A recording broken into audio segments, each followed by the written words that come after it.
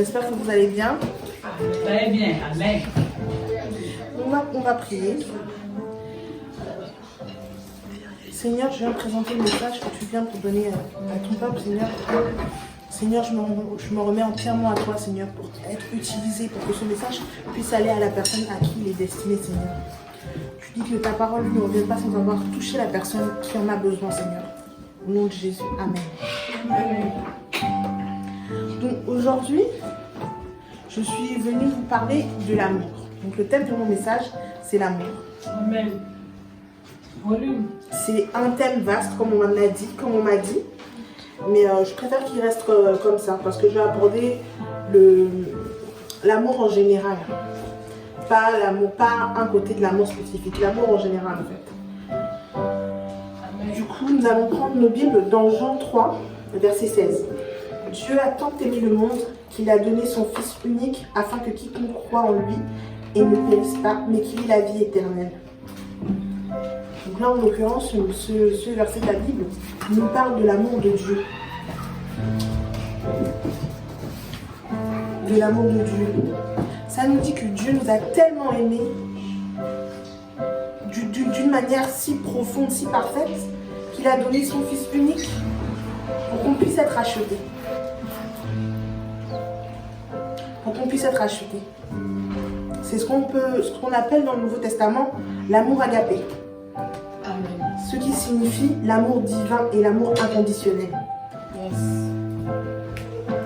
Quand je vous parle d'amour, en général, on pense à un sentiment, que ce qui est facile en général. Mais qu'est-ce que c'est que réellement l'amour? Qu'est-ce que c'est que d'aimer quelqu'un? Je vous parle vraiment d'une manière générale. D'aimer quelqu'un comme son frère, comme sa sœur, mais comme son voisin, comme son collègue, comme son fils, comme son père, comme son époux.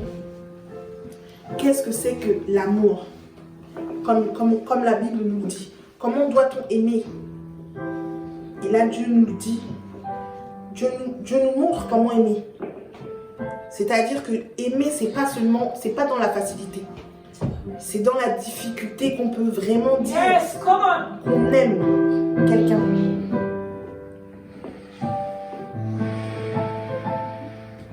Nous allons prendre la Bible dans 1 Jean 4, verset 8. Celui qui n'aime pas n'a pas connu Dieu, car Dieu est amour. Amen. C'est-à-dire que Dieu incarne l'amour. L'amour en son sens le plus pur. C'est-à-dire que peu importe ce que nous faisons, peu importe que nous sommes des pécheurs, peu importe qui nous sommes, Dieu nous aime. Et il nous demande d'aimer de la même manière. C'est-à-dire que malgré que l'autre ait un caractère qui ne nous correspond pas, ou malgré que l'autre fait des actions qui ne nous plaisent pas, on doit l'aimer. On doit l'aimer. Parce que Dieu, lui, nous aime. Même quand on pêche.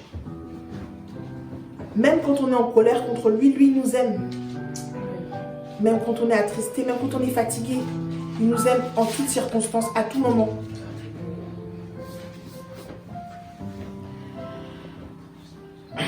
Donc comme je disais, l'amour c'est beaucoup plus qu'un sentiment qu'on éprouve envers quelqu'un.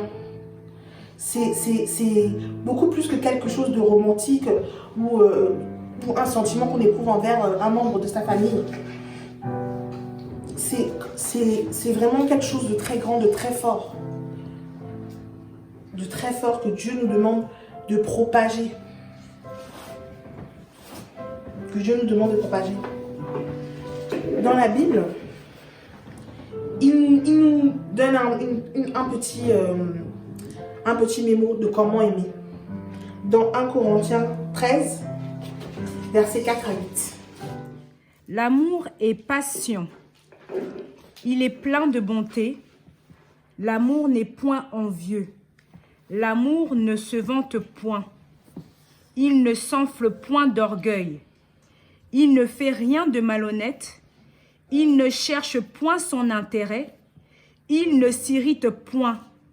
Il ne soupçonne point le mal. Il ne se réjouit point de la justice, mais il se réjouit de la vérité. L'amour excuse tout.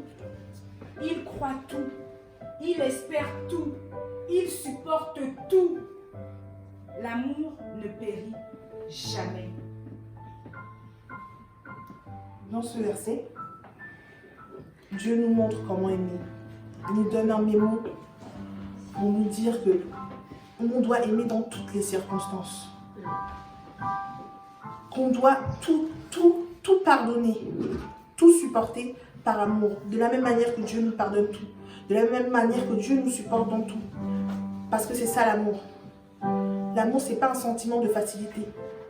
Parce que si on s'arrête à là, si on s'arrête qu'aux sentiments, eh bien, les sentiments s'en vont. Les sentiments s'estompent. Alléluia. Et le jour où il y a un problème, qu'est-ce qui se passe? Bah, je t'aime plus, je m'en vais? Ou bien, je divorce de mon frère? Comment ça se passe? Mais non, je dois continuer à l'aimer. Je dois continuer à l'aimer parce que Dieu lui m'aime en toutes circonstances. Et c'est en prenant exemple sur l'amour de Dieu que je vais répandre de l'amour autour de moi. Et là, j'ai parlé de la famille, j'ai parlé d'amour romantique, mais on doit aussi aimer le voisin. On doit aimer l'inconnu qui passe à côté de nous tous les jours. On doit aimer celui qui nous déteste quand on monte dans le train, ou notre collègue qui nous critique tous les jours. On doit aimer tout le monde. Parce que c'est l'un des commandements de Dieu. C'est la fondation même de la chrétienté, de la vie. Alléluia. S'il n'y a pas d'amour, il n'y a rien sur cette terre. Parce que c'est par amour que Dieu nous a créés. C'est par amour qu'il nous a emmenés là où nous sommes.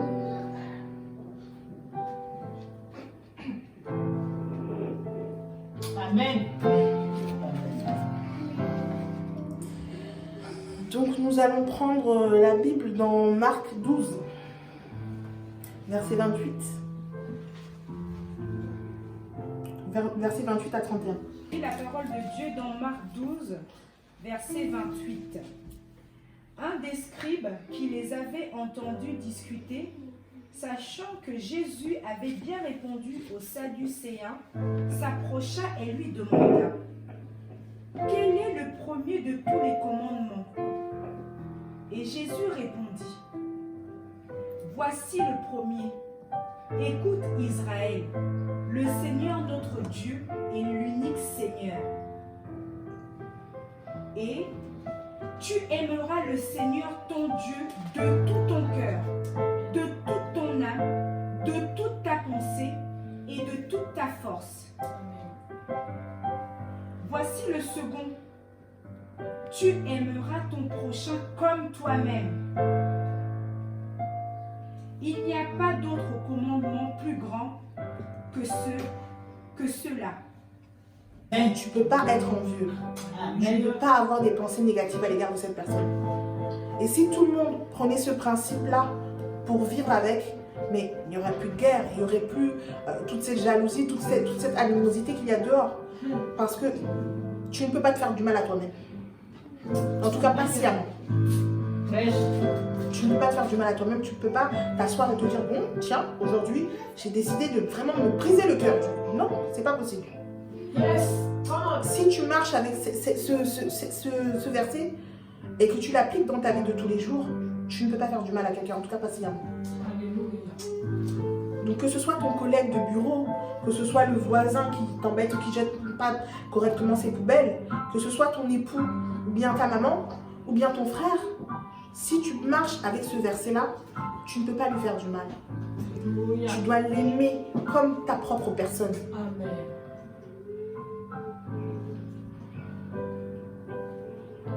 L'amour, selon la parole de Dieu, c'est une vie de haut et de bas. Dire que l'amour est parfait, c'est un mensonge. Alléluia. Yes. Mais ça, dans toutes les relations, que ce soit romantique, amicale, familiale, il n'y a aucun amour parfait. Yes. Avec ta soeur, tu peux te disputer. Avec ta mère, tu peux te disputer. Avec ton époux, tu peux te disputer. Avec tes amis, tu peux te disputer. Hey. Mais ça n'enlève pas moins l'amour que tu leur portes. Yes. Et c'est pendant ces moments-là où ils t'énervent, où ils t'agacent, que tu dois te souvenir que non, j'aime cette personne. Même si cette personne n'est pas parfaite, je l'aime. Parce que lui, Dieu m'aime malgré toutes mes imperfections. Et c'est sur cet amour de Dieu qu'on doit se baser pour l'appliquer à tous nos proches, à tout notre environnement. Amen. Et il n'y a que du bon qui découle de l'amour. Alléluia. Il n'y a que du bon. Il ne peut pas y avoir de négatif qui découle de l'amour.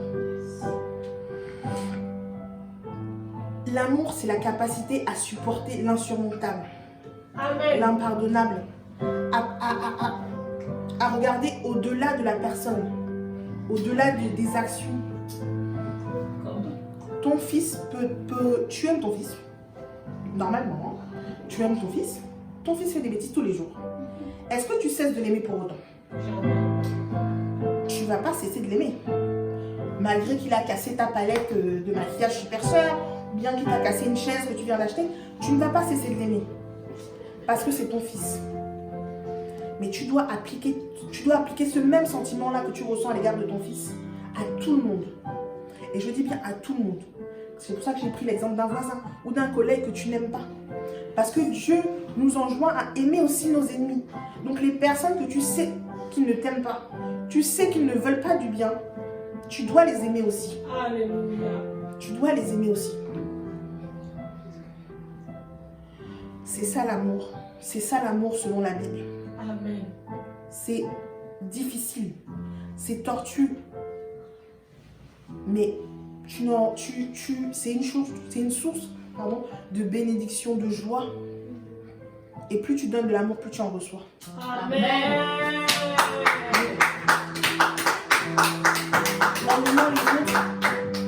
En aimant les autres, en donnant de l'amour aux autres, tu te donnes de l'amour à toi-même. Alléluia.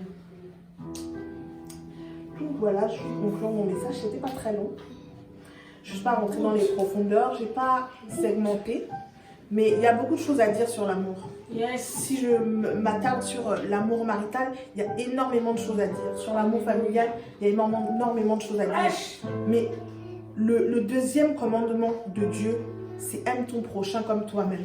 Alléluia. Donc c'est ce que je veux rappeler à chacun d'entre vous. Aime ton prochain comme toi-même. Chaque fois que quelqu'un te fait du mal ou quelqu'un te blesse, pense à toutes les fois où tu as pu attrister Dieu, sans même le savoir. Yes. À toutes les fois où vraiment tu as mis le cœur de Dieu en peine. Amen. Mais pourtant, il n'a jamais cessé de t'aimer. Chaque fois que tu l'appelleras, il répondra présent. Il sera toujours avec toi. Et son amour ne faiblira jamais. Alléluia. Amen. Donc, calque-toi sur cet amour-là. Calque-toi sur cet amour-là. C'est pas facile. C'est pas facile. Parfois, il faut faire un travail sur soi-même. Amen. Il faut prendre sur soi, sur certaines choses. Parce qu'on est tous des êtres humains. Dis Amen. On peut être blessé, on peut être énervé. Oh, Seigneur. Mais si tu gardes en tête ces préceptes, il n'y aura que du bon qui va en découler. Et puis, on reconnaît un chrétien par ses fruits. Simplement en aimant ton voisin, en ayant un bon comportement avec lui, tu peux se dire, mais cette personne-là, elle est sympa avec moi. Pourtant, je jette toujours ma poubelle à côté de sa porte. Mais quand il me voit, il me dit bonjour, il me sourit. Il va commencer à être intrigué. Et il va chercher peut-être le Dieu que tu pries. Yes. Il va chercher d'où vient cette gentillesse, d'où vient cet amour que tu lui portes. Hey. Donc n'oublie jamais ça. Tu es aussi un ambassadeur de Dieu. Amen. Donc partout où tu vas, même si tu n'en prends pas conscience, les gens te regardent, les gens t'observent. Et c'est par ton comportement, par tes fruits, qu'ils seront peut-être attirés par Dieu ou non. J'ai une petite histoire à raconter. Yes, C'est pas une histoire personnelle, c'est quelque chose que j'avais entendu. Donc c'est un pasteur qui arrive dans une nouvelle ville. Il prend le bus. Il achète son ticket de bus. Et le chauffeur lui rend un peu plus que sa monnaie. Pas grand chose, hein, je crois que c'était 50 centimes, quelque chose comme ça.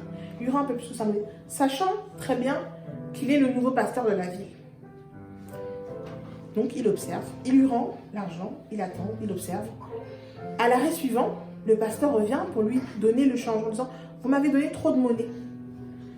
Le chauffeur lui répond « Oui, je sais, j'attendais de voir comment vous allez vous comporter puisque vous êtes le nouveau pasteur. » C'est pour vous dire qu'un chrétien, ça se voit par ses fruits. Alléluia. Ce pasteur, s'il avait été malhonnête ce jour-là, et qu'il avait gardé l'argent, ou même qu'il n'avait même pas fait attention, et qu'il avait gardé l'argent qu'on lui avait remis en trop, eh bien, c'est un fidèle qu'il aurait perdu. C'est une brebis qui ne serait pas venue à lui. Juste par son geste, son honnêteté, simplement, eh bien, le chauffeur a été attiré. En disant que, ah, lui, son Dieu, là, ça doit être quelque chose. Et c'est là qu'est l'amour. Dans tout ce que vous faites au quotidien, même quand vous achetez un ticket de train, quand vous faites la queue dans les magasins, quand il y a le monsieur qui vous passe sans faire la queue, c'est là où vous devez démontrer de l'amour. C'est là où vous devez démontrer de l'amour. Cette collègue qui vous critique à chaque fois, qui vous met des bâtons dans les roues, c'est là où vous devez lui démontrer de l'amour.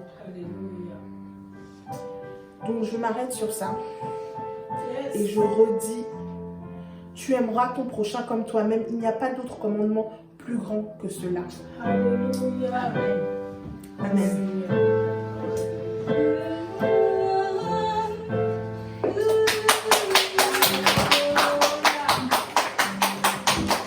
Sois béni, servant de Dieu. Sois vraiment béni. Éternel, je te demande ta fille. Remplis-la encore plus. Au nom de Yeshua, Amen. Amen, amen.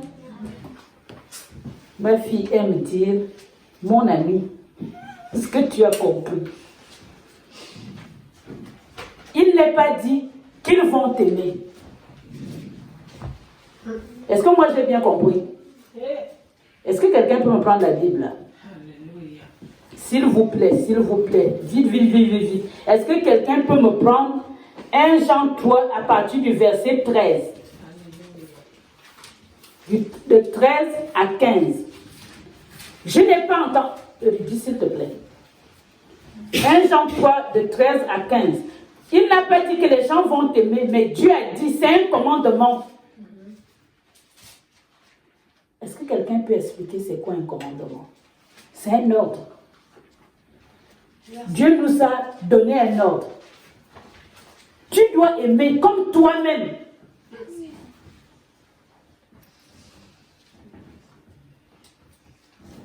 Il n'a pas dit ils vont t'aimer. Mais toi, il dit tu dois aimer.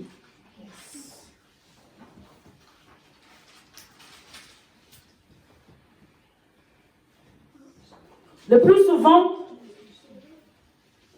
il y en a qui écrivent l'amour est réciproque. Ok. Je lis la parole de Dieu. Amen.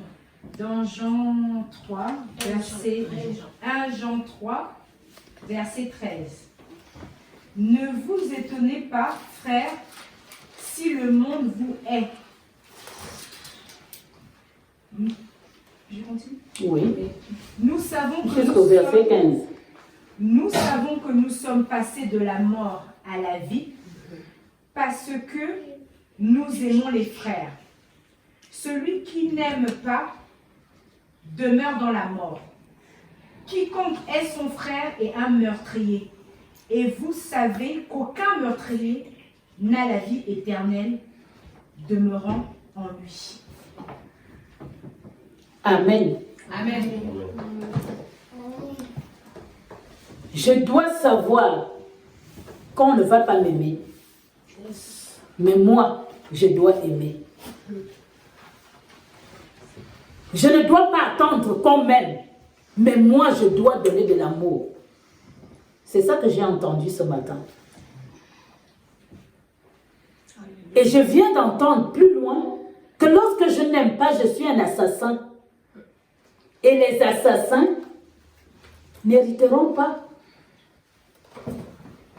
Est-ce que je veux avoir pour père le diable? Ou je vais respecter le commandement de Dieu? Telle est la question. Ils vont te détester, ça c'est sûr. Mais l'Éternel te dit, toi tu dois les aimer. Je dois aimer. Le pasteur vient de nous apprendre que nous devons aimer.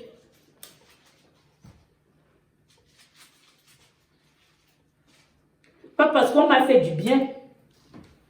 Pas parce qu'on m'a payé une belle voiture. Pas parce que le voisin est gentil ou parce que c'est ma soeur. La Bible dit, si tu n'aimes pas celui que tu vois, tu ne peux pas aimer Dieu. Mais le Seigneur nous a donné un commandement. Aimer. Alléluia. Lorsque j'aime, je suis sensible aux voisins. Lorsque j'aime, si je trouve un enfant dehors qui n'a rien à manger, je lui donnerai à manger. L'amour, c'est aussi les actes qu'on pose. La servante de Dieu a dit, à ton travail, en tant qu'ambassadeur, on va regarder. Elle vient de nous faire un témoignage. Quelqu'un va venir te provoquer. N'est-ce pas qu'elle a dit qu'elle est chrétienne? La personne va regarder ton attitude. Venir te mettre le doigt dans l'œil. C'est ce qu'on dit souvent. Pour voir comment la personne va réagir. Est-ce que tu aimes? C'est à ce moment-là que tu dois montrer que tu aimes. Amen.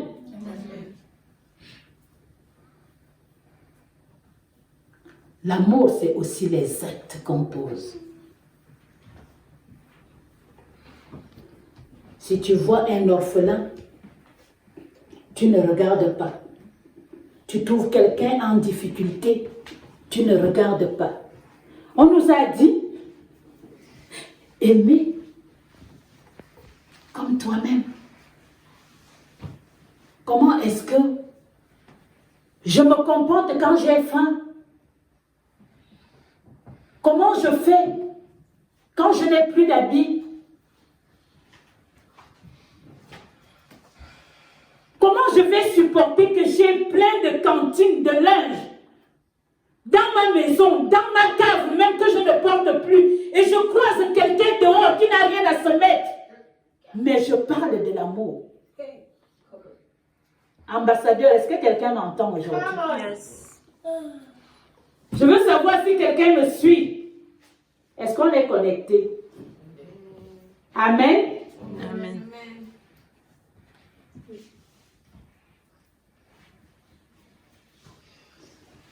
Dieu dit, j'ai eu faim. Tu m'as donné à manger. Ou lorsque j'ai eu soif, tu ne m'as pas donné de l'eau.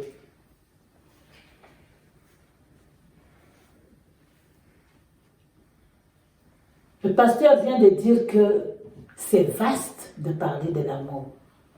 C'est vraiment très vaste. Yes. Si on commence à parler, on risque d'arriver à ce soir.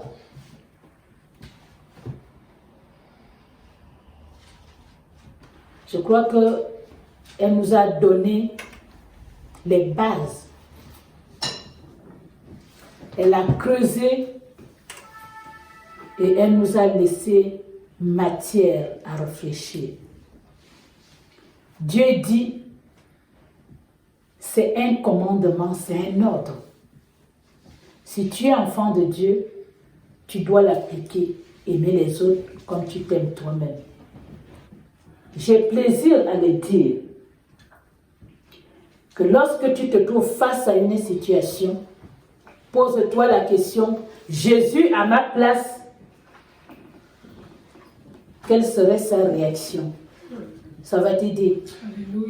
Jésus à la croix a dit, Seigneur, pardonne, parce qu'ils ne savent pas ce qu'ils font.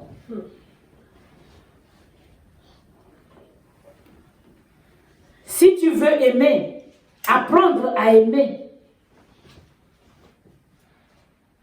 il y a une loi qu'on appelle la loi des prophètes.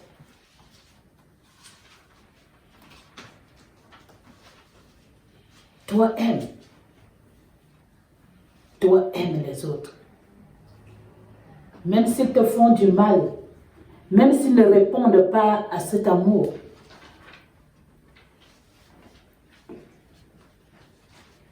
Une fois, j'ai eu un souci. Et j'étais dans ma justice.